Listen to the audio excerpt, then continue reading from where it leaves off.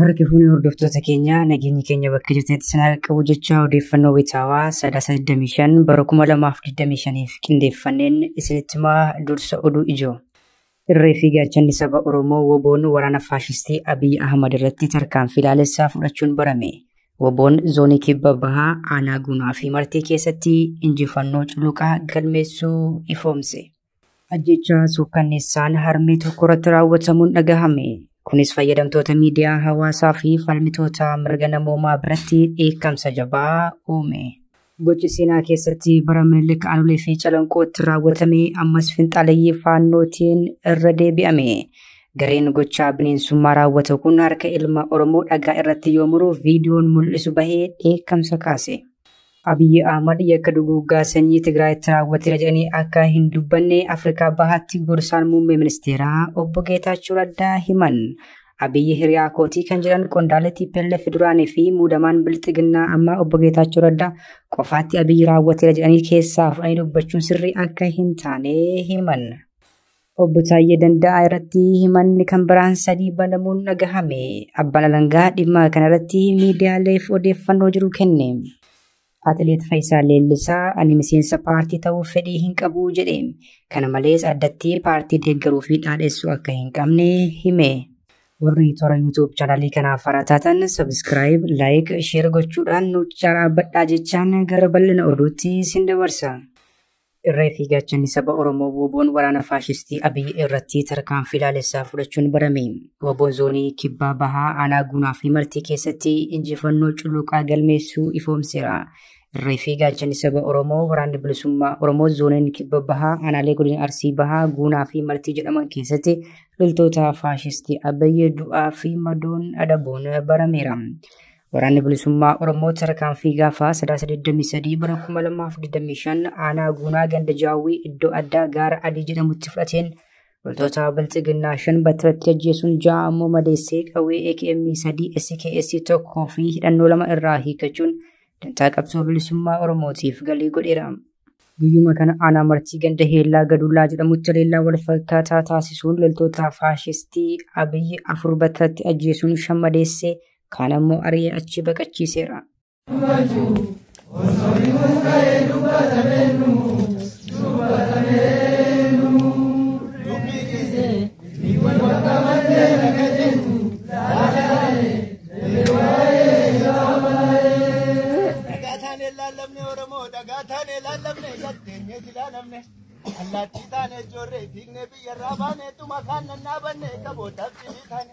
Kabotaan taane sabiddoon urraan namne rabbi moo namatti dhee furmaata saayyuu dhabne itti furmaata saayyuu dhabne furmaata saayyuu dhabne.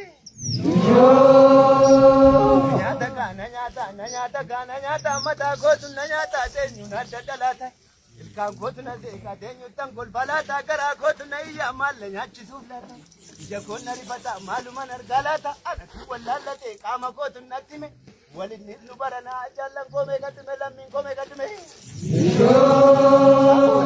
Oromoo kamatan kona nyaatu shurrubbatan na ate tirrattan sibuuf ka'e miila kooti na xiqqaa biyyaan ishii ga'uun naqee hudduu kooti na rommaatu washiin taa'e ija koon na rifata hiddituu akka soon taaloltuu akka kanniisaa jaala koo dhufaaraa ta kibbarraa dhufaalaa ta kaabarraa dhufaalaa ta'e.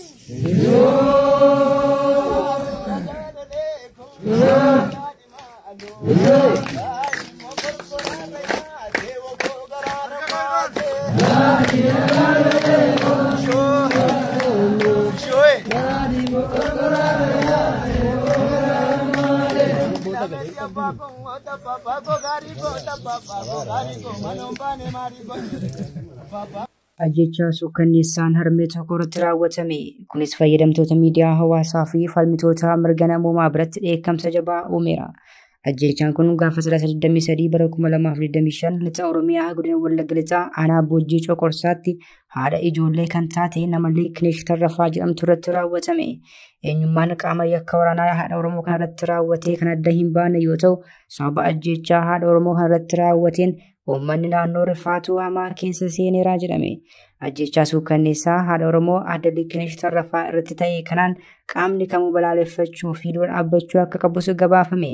Ajjechaan ulfaataa fi hammaataan akkasii deddeebi'ee golollee Oromiyaa bakkoota garaa garaatti haadholii Oromoo irratti ta'aa turuun ni beekama. Namni haadha qabu haadha akka haadha isaa rasaasaan ajjeesuun ammoo hedduu qaanfachiisaa fi gaddisiisaadha jedhu maddeen. Gochi seenaa keessatti bara Minilik Anolee fi Calanqootti raawwatame ammas finxaaleeyyii faannootiin irra deebi'ame. Gareen gocha bineensummaa raawwatu kun harka ilma Oromoo dhagaa irratti yoo muru viidiyoo mul'isu bahee dheekkamsa kaase. Gochi suukkanneessaan kun kan raawwatame kaaba Oromiyaa godina Walloo aanaa warra Ilootti yoo ta'u, hoogganni faannoo nama dhuunfaa qabuudhaan ati deeggaraa mootummaati ittiin jechuun harka isaa gajaraan irraa muraniiru. Gareen finxaaleeyyii faannoo kun godinaalee Oromiyaa kanneen akka Wallagga Bahaa, Horroo Guduruu Wallaggaa, Shawaa Kaabaa fi Shawaa Bahaa keessattis gocha suukkanneessaa hedduu raawwachaa tureera ammasitti jira. Haa ta'u malee paarlaamaan impaayirtii kan ajajaa Abiyyi qofa raggaasisu haga yoonaatti garee kana shororkeessummaan farrajuu hin dandeenye. Abiyyi Ahmad yakka duguuggaa sanyii Tigraayitti raawwatee jedhanii akka hin dubbanne Afrikaa Bahaatti gorsaan muummee ministeeraa obbo Geetaachoo Raddaa himan. Abiyyi hiriyaa kootii kan jedhan qondaala TPLF duraanii fi muudamaan bilisiginnaa ammaa obbo Geetaachoo Raddaa qofaatti Abiyyi raawwatee jedhanii keessaa fuudhanii dubbachuun sirrii miti jedhaniiru. Abiyyi Ahmad Tigraayin balleessuu fi humnoota weerartoota Amaaraa fi Eertiraa daboo waammachuun Tigraayitti duuleera. Inni siyaasatti dinqiidha. Aramaa Itoophiyaa keessatti biqileera. Duguuggaa sanyii uummata Tigraay irratti raawwateeraa fi kanneen kana fakkaatan jechaa kan turan obbo Geetaachoo Raddaa amma immoo Abiyyi Ahmad hiriyaa kootii qofaatti akka waan inni yakka kana raawwateetti dubbachuun sirrii miti jechuun miidiyaa guddicha addunyaa Aljazeeraa irratti dubbataniiru. Obbo Geetaachoo Raddaa turtii isaanii kanaan yakkoota waraanaa Tigraayitti raawwataman himaa turanis irra jireessan garuu Abiyyi Ahmadiif icciitii dhoksaa turaniiru jedhamuun komataman. Kana wajjin wal qabsiisees yeroo waraanaa sana kan dubbataa turan jechoonni tokko tokko arbeeffamanii dubbataa turuu eeraniiru. Ahmed, and I'm quoting you, perfected genocide into an art form. Do you stand by those genocide accusations or have you walked them back? Now, yeroo waraana sana Abiyyi akka duguuggaa sanyii raawwatee jettanii dubbachaa turtan ejjennoon keessan sun ammayyuu itti dhufee jira. Superlatives there. I know all kinds of crimes were committed in Tigray. Wanti ani arbeessee dubbadhu akkuma jirutti ta'ee yakkoonni hundumtuu Tigraayitti raawwatamaniiru. did Abiy Ahmed carry out a genocide? Abiyyi Ahmad duguuggaa sanyii raawwateera ree? Tell you this as a lawyer, yeah. I cannot say who did this and that, but kanan sitti himu akka ogeessa seeraatti sana yookiin kan ebaluutu raawwate siin jechuu hin danda'u. Right. You're a lawyer? Yeah. Were you not a lawyer in 2021 when you said Abiy Ahmed has carried out a genocidal campaign? Bara 2023 yeroo Abiyyi duguuggaa sanyii raawwateera jechaa turtan ogeessa seeraa hin turre? Yeroocha Abiyyi duguuggaa sanyii raawwateera jechaa turtan miti? Were you not a lawyer when you said Abiy committed genocide on the people of Tigray? I was a lawyer and I was in the heat of a conflict that was claiming the lives of hundreds of thousands of people. Yeroo sanas ogeessa seeraan ture. Garuu waraana ho'ee fi namoonni kumaan dhibbaan itti ajjeefaman keessan ture. Kanaaf. Genocide or not? Kanaaf duguuggaa sanyii raawwateera moo hin raawwanne ree? I believe genocide has been committed in Tigray. Tigraay keessatti duguuggaa sanyii raawwatameera jedheen amana. Abiy Ahmed. Abiyyi Ahmadiini. Well, I have to be responsible for my words now. Amma jechoota kiyyaaf of eeggachuun qaba. I'm confused. Just to clarify for the audience watching, you still believe it was a genocide, yes. But you're not willing to say he did the genocide? Yes. Okay. Yoos kan dura of eeggachaan ture jechuudha. Afachaa naan galle. Daawwattoota tokkoofis ifa godhaa. Duguuggaan sanyii raawwatameera. Abiyyi Ahmad raawwachaa turuusaa garuu ibsuu hin barbaadan. Kana jechaa jirtu? Eeyyee. Obbo Geetaachoo Raddaa gaaffiif deebii Aljazeeraatti taasisan kanaan hedduu rakkachuu fi qoramuutu himame. Keessumaa Abiyyi Ahmad yakkoota waraanaa inni Tigraay fi kutaalee impaayirtii birootti raawwate addunyaan sirriitti waan beektuuf obbo Geetaachoon kan dhoksuu yaaluun kisaaraa qofa osoo hin taane waaroo salphinaa isa marxiffachiiseera jedhamaa jira. Abbaan Alangaa obbo Taayyee Danda'a irratti himataawwan haaraa 3 banuusaa abukaattoon isaanii himan. Guyyoota 10 dura himataawwan lamaan bilisa jedhamanii himataa tokkoon murteen balleessummaa kan itti murame deetaan ministeera nagaa duraanii obbo Taayyeen himatawwan haaraa sadii irratti banamuutu ifoome. Abukaatoon obbo Taayii Danda'a kan ta'an obbo Abarraa Nuguus himatawwan haaraa sadii irratti saaqame himanni kunis seera nu qaqqabee jechuun guyyaa kaleessaa himan. Himatawwan haaraan banaman sadiinis gaaffii fi deebii obbo Taayii Danda'a toora miidiyaa hawaasaa Horn Conversation jedhamu waliin taasisanii fi hidhaarra osoo jiranii tamsa'e irratti akka bu'uuretu himame. Himatawwan haaraa sadeen keessaa inni jalqabaa himata obbo Taayyeen kanaan dura bilisa ittiin jedhaman keessaa isa tokko waliin akka wal fakkaatu eeruun himanni kunis seera yakkaa bara 1996 bahee keewwata 257 kan ilaallatu akka ta'e obbo Abarraan himaniiru. Himanni jalqabaa humnootii biroo waliin waloomuun hokkora kaasuun mootummaa filame humnaan diiguu kan jedhudha.